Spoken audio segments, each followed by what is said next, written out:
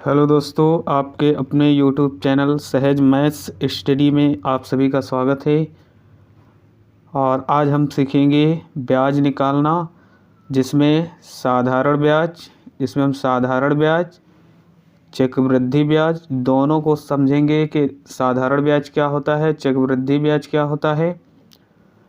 जिसमें हमने शार्ट में लिख लिया है P गुणे R गुणे T। तो P क्या है, R क्या है, T क्या है, ये सारी चीज़ें हमने यहाँ पे लिख ली हैं। तो SI से सिंपल इंटरेस्ट साधारण ब्याज होता है, CI कंपाउंड इंटरेस्ट चक्रवृद्धि ब्याज होता है, A से अमाउंट मिश्र धन होता है, P से प्रिंसिपल मूलधन होता है, R से रेट दर होता है और T से टाइम समय होता है। तो इस प्रकार से हमने इसको शार्ट में लिखेंगे तो ये फार्मूला ऐसे बनेगा, मूलधन गुणे दर गुणे समय बटे 100। तो इस प्रकार से यहाँ पर ये फार्मूला जो हमको मिला साधारण ब्याज का। तो साधारण ब्याज क्या होता है, चक्रवृद्धि ब्याज क्या होता है, इसको थोड़ा हम समझते हैं। तो इसमें सारी चीज़ें हम समझ जाएंगे एक एक करके। मान लेते हैं एक कोई व्यक्ति है, मान लेते हैं ये मोहन है और ये बहुत परेशान है, और ये मान लेते हैं सोहन है, और ये है मोहन और ये है सोहन। तो मोहन इनके पास जाता है और इनसे मान लेते हैं 100 रुपये उधार लेता है। मोहन इनसे 100 रुपये उधार लेता है। तो मोहन 100 रुपये जब इनसे उधार के लिए कहता है तो सोहन उधार देते हैं। मोहन बताते हैं कि हम 2 वर्ष बाद वापस कर देंगे, 2 वर्ष बाद वापस कर देंगे। तो सोहन ने ये बताया कि 100 रुपये तो हम देंगे, लेकिन 2 वर्ष बाद इस पे कुछ हम दर लगाएंगे, ब्याज का रेट लगाएंगे। तो रेट इन्होंने क्या कहा, मान लेते हैं इन्होंने कहा कि 10% दर लगेगी। तो ये हो जाएगा रेट, R बराबर 10% हो जाएगा। इन्होंने कहा 10% दर पर हम देंगे, मतलब 100 रुपये पर 10 रुपये फालतू ये लेंगे 1 वर्ष का। 2 वर्ष के लिए लेंगे तो 10-10-20 रुपये बढ़ जाएंगे 2 वर्ष में। तो जब ये सोहन जब इनको 100 रुपये दे देते हैं, 100 रुपये इनको मिल गए, उसके बाद जब 2 वर्ष बीत जाते हैं तो 2 वर्ष बाद जब ये मोहन सोहन को रुपए देंगे तो 1 वर्ष में कितने बढ़ रहे हैं, 10 रुपये। तो 100 रुपये लिया था, 1 वर्ष में 10 बढ़े पहले वर्ष में, और दूसरे वर्ष में 100 रुपये तो उन्हीं के हैं और 10 बढ़ चुके थे पिछली बार, अब की बार भी 10 बढ़ेंगे। तो इस प्रकार से ये हो गए 120 रुपये। तो 120 रुपये जो ये बढ़े, और ये 120 रुपये क्योंकि लिया था 100 रुपये, अब दे रहा है 120। तो जो ये इनको वापस दे रहा है 120, ये हमको मिल जाता है अमाउंट, जिसे मिश्र धन कहते हैं। मिश्र का मतलब होता है मिला हुआ। तो इसमें मूलधन जो लिया गया या दिया गया धन होता है वही मूलधन होता है। तो मूलधन क्या है, 100 रुपये है। मूलधन 100 रुपये था, और दर क्या थी, जो रेट था वो कितना था, रेट था 10%, और टाइम क्या था, समय। तो समय था 2 वर्ष, 2 वर्ष के लिए लिया था। तो यहाँ जो A मिला तो ये क्या मिला, ये मिश्र धन मिला, और मिश्र धन हमको कितना मिल गया, 120 रुपये। 120 रुपये ये मिश्र धन। तो इसमें मिला हुआ धन क्या है, 100 रुपये थे, अब कितने बढ़ गए हैं, 20 रुपये जो बढ़ गए हैं। तो जो 20 रुपये बढ़े हैं यही हमको मिलता है SI। इसी को कहा जाता है साधारण ब्याज। मतलब ब्याज जो बढ़ के मिला वो होता है ब्याज। तो ये उसी 100 रुपये पर ब्याज मिल रहा है, तो ये हो जाएगा साधारण ब्याज। और चक्रवृद्धि ब्याज क्या होता है, जब ब्याज पर ब्याज लिया जाता है। जैसे 1 वर्ष में 110 हो गए, 1 वर्ष में 10 बढ़े तो 110 हो गए। अब अगले वर्ष यहाँ पर ये 100 रुपये पर 10 रुपये नहीं बढ़ेंगे, क्योंकि अगले वर्ष 110 रुपये पर वो ब्याज लेगा, तो यहाँ पर ये 11 रुपये बढ़ेंगे और इस प्रकार से ये इसका 121 रुपये हो जाएगा। तो यहाँ 1 रुपया और बढ़ गया क्योंकि इसने इस 10 रुपये पर भी ब्याज लिया है, ब्याज पर ब्याज लिया है। और जब ब्याज पर ब्याज लिया जाए तो उसे कहेंगे CI, मतलब कंपाउंड इंटरेस्ट। इसी को चक्रवृद्धि ब्याज कहते हैं।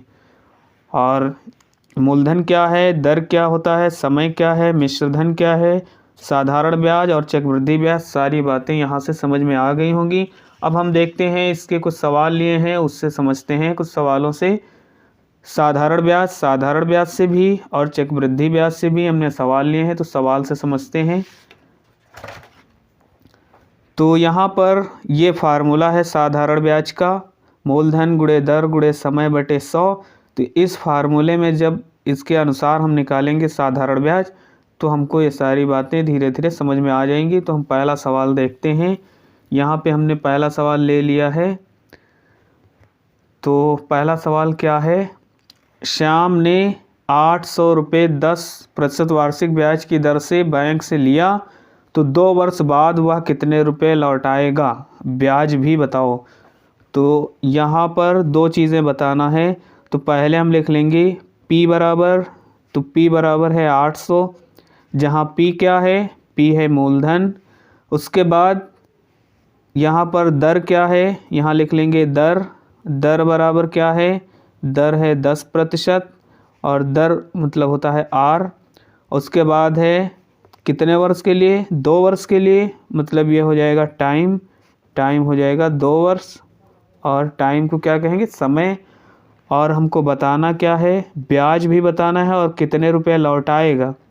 तो जो लौटाएगा, तो ये तो 800 जो लिया है ये तो वापस ही करेगा, लेकिन इसके साथ साथ वो जो ब्याज बनेगा उसको भी देगा, तो उसमें ब्याज भी मिल जाएगा। और जब मिल जाएगा तो उसी को कहा जाता है मिश्र धन, मिला हुआ धन मिश्र धन हो जाएगा। और मिश्र धन को कहते हैं अमाउंट। तो अमाउंट हमको क्या ये बताना है, और अगला क्या बताना है, ब्याज भी बताना है। तो SI भी हमको बताना है। तो SI का फार्मूला अभी हमने देखा क्या था, तो SI का फार्मूला था P गुणे R गुणे T और बटे 100। तो ये है इसका फार्मूला, मतलब हो जाएगा, इसको हम हिंदी में भी लिख सकते हैं, मूलधन गुणे दर गुणे समय और बटे हो जाएगा 100। तो इस फार्मूले में जब हम इसको रखेंगे तो फार्मूला, मूलधन कितना है 800 है, तो हम यहाँ पर रख लेंगे 800 रुपये, और गुणे का निशान लगा लिया। फिर दर कितनी है 10%, तो 10 लिख लेंगे। और गुणे समय कितना है 2 वर्ष, तो 2 लिख लेंगे। और बटे में यहाँ पर 100 है, तो हम यहाँ पर 100 लगा देंगे। अब इसको हल करेंगे तो 2 0 कट जाएंगे, और 10 दूना 20, और 20 का 8 से गुणा होगा तो 8 दूनी 16, और 1 0 बढ़ा लेंगे, तो ये 160 रुपये हमको क्या मिल गया, इसका ब्याज मिल गया। और ये साधारण ब्याज होगा 160 रुपये। तो ब्याज भी बताना था और कितने रुपये लौटाएगा ये भी बताना था। तो ब्याज तो हमको मिल गया, ब्याज बराबर हमको मिल गया 160 रुपये, 160 रुपये ब्याज मिल गया। अब हमको बताना है इसमें कि कितने रुपए लौटाएगा। तो 800 रुपये ये जो लिया था, मतलब बताना है मिश्र धन। तो 800 जो लिया था, मिश्र धन बराबर होता है, मिश्र धन बराबर मूलधन प्लस ब्याज होता है। तो ब्याज कितना है 160, तो मूलधन में जब हम ब्याज जोड़ लेंगे तो हमको मिल जाएगा मिश्र धन। और मिश्र धन यहाँ पर कितना मिल जाएगा, मिश्र धन हमको मिल जाएगा 800 ये हैं और 160 ये हैं, तो हो जाएगा 960 रुपये। तो 960 रुपये वो लौटाएगा। तो मिश्र धन हमको मिल गया ये, और ब्याज हमको मिल गया 160 रुपये ये। तो इस प्रकार से ये इसका आंसर हो जाएगा। तो अब देखते हैं, ये तो साधारण ब्याज था, ये साधारण ब्याज हमने निकाल लिया। और मिश्र धन भी हम समझ गए कि जब हम ब्याज को मूलधन में जोड़ देंगे तो वो मिश्र धन हो जाता है। तो मिश्र धन भी निकाल लिया और ब्याज भी निकाल लिया। अब हम देखते हैं चक्रवृद्धि ब्याज क्या होता है, उससे एक सवाल ले लेते हैं। तो देखते हैं अगला क्वेश्चन दूसरा दिया गया है। तो यहाँ मूलधन 4000 है, 4000 रुपये का 2 वर्ष का 5% वार्षिक ब्याज की दर से चक्रवृद्धि ब्याज ज्ञात करो। तो मूलधन दिया गया है, तो यहाँ हम मूलधन शार्ट में लिख लेते हैं। तो मूलधन है 4000, यहाँ लिख लेंगे 4000 रुपये। उसके बाद समय दिया गया है, तो समय है 2 वर्ष, हम लिख लेंगे समय 2 वर्ष। उसके बाद यहाँ पे दिया है दर, तो दर लिख लेंगे, दर है 5%, दर 5% लिख लेंगे। और उसके बाद चक्रवृद्धि ब्याज बताना है, तो चक्रवृद्धि ब्याज ये हमको बताना है। यहाँ पर हम एक क्वेश्चन मार्क निशान लगा लेंगे। अब यहाँ चक्रवृद्धि ब्याज कब मिलेगा? जब हमको मिश्रधन मिलेगा। तो मिश्रधन से जब मूलधन घटाया जाएगा तब हमको ब्याज मिलेगा। तो इसके लिए पहले हमको मिश्रधन निकालना होगा, और मिश्रधन का फार्मूला होता है, मिश्रधन बराबर होता है मूलधन और ब्रैकेट में 1 प्लस दर बटे 100 और इसकी पावर हो जाती है समय, यहाँ लिख लेंगे। ये इसका फार्मूला है। तो इस फार्मूले में जब हम इसको रखेंगे तो यहाँ रख सकते हैं। तो मिश्रधन बराबर हमको क्या मिलेगा? मूलधन की जगह पे मूलधन लिख लेंगे 4000 और 1 की जगह पर 1 लिख लेंगे, प्लस और दर कितनी है 5, तो यहाँ लिख लेंगे 5 और बटे में 100 है, 100 लिख लेंगे। और इसकी घात है समय कितना है 2, तो घात लिख लेंगे 2। अब इसको काट देंगे, कट रहा है 5 एकम 5, 5 दूनी 10, ये वाला 0 बढ़ा लिया यहाँ पर। अब यहाँ पर हमको क्या करना है, हम यहाँ से लिख लेते हैं मिश्रधन हमको निकालना है। तो मिश्रधन बराबर, अब यहाँ हमको क्या मिलेगा, ये 4000 लिख लिया 4000, और इसके बाद यहाँ पर ये कट चुका है और ये 20 बचा है और ये 1 है प्लस में 1/20 और प्लस में 1 है।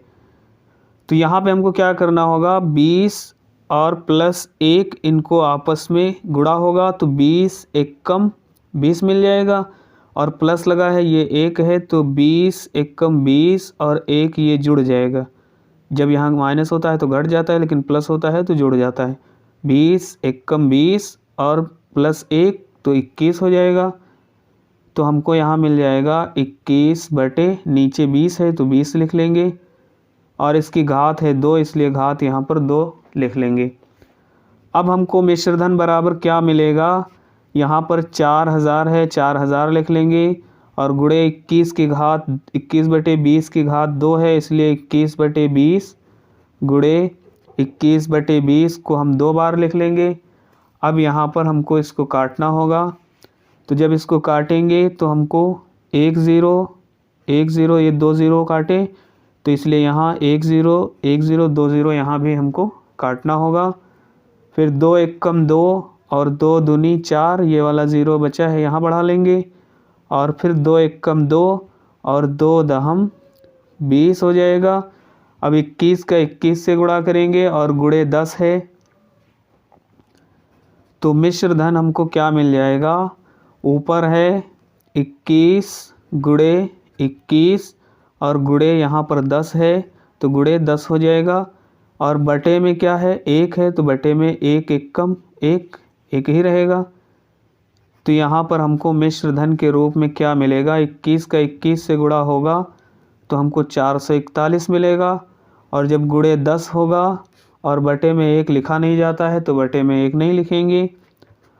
तो यहाँ पर 441 का 10 से गुणा होगा, तो 10 से गुणा होता है तो 1 0 बढ़ जाता है। 100 से गुणा होता है, जब 100 से गुणा होता है तो 2 0 बढ़ते हैं। 1000 से होता है तो 3 0 बढ़ते हैं। तो यहाँ 10 से हुआ है इसलिए 1 0 यहाँ पर बढ़ा लेंगे, तो 4410 रुपये ये हमको मिश्रधन मिला है। और बताना है हमको चक्रवृद्धि ब्याज, इसलिए ब्याज बराबर क्या होता है, फार्मूला चक्रवृद्धि ब्याज, चक्रवृद्धि ब्याज बराबर फार्मूला होता है मिश्रधन माइनस मूलधन, मिश्रधन माइनस मूलधन। तो मिश्र धन कितना है, मिश्र धन हमने यहाँ निकाला है। तो चक्रवृद्धि ब्याज बराबर, फार्मूला है मिश्र धन है 4410 रुपये, और मूलधन माइनस लगा है, माइनस लगा लेंगे। मूलधन कितना है, 4000 है, इसलिए 4000 यहाँ पर माइनस कर देना है। और जब हम 4000 इसमें से घटाएंगे, चक्रवृद्धि ब्याज के रूप में हमको क्या मिल जाएगा, चक्रवृद्धि ब्याज बराबर हमको मिल जाएगा 4000, इसमें से जब घटाएंगे तो 4410 है, तो 4000 घट जाएंगे, तो 410 हमको 410 रुपये ये चक्रवृद्धि ब्याज के रूप में हमको आंसर मिल जाएगा। तो इस प्रकार से हम यहाँ चक्रवृद्धि ब्याज निकाल सकते हैं। दोस्तों, अगर वीडियो अच्छा लगा हो तो लाइक करिए और ज़्यादा से ज़्यादा शेयर करिए। चैनल पर नए हैं तो चैनल को सब्सक्राइब करें, और मिलते हैं अगली वीडियो में। तब तक के लिए बाय बाय।